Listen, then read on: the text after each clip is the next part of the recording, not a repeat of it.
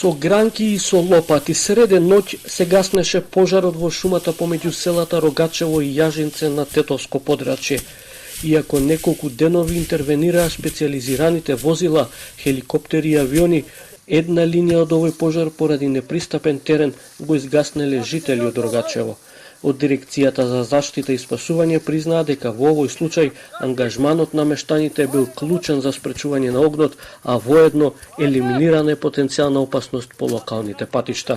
Со овие храбри луѓе успеавме да изгасиме една цела линија во текот на ноќта некаде околу 1:30 после полноќ. Пожарот кој што ќе се симнеше с повеќе од сигурно до патот и ќе направеше големи неприлики. Ви благодарам од моје име и од име на Дирекцијата за заштита и спасување. Благодариме и на вас што се цел ден со нас денеска и 2-3 дена на назад. А со што гасевме?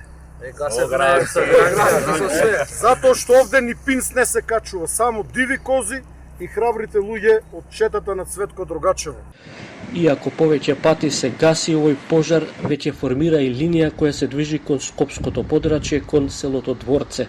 Според Ангелов, на тој дел веќе се работи на превентивни активности, односно огнот се чека од противпожарната бригада од Скопје. И понатаму овој и пожарот во ловиштето Јасен се најопасните огнени стихии со кои се борат пожарникарите повеќе денови.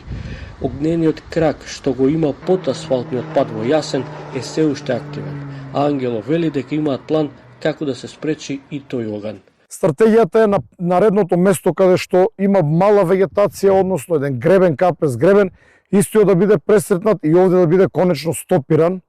И верувам дека во текот на денешниот ден имаме добри шанси да го стопираме и да го ставиме под делумна контрола.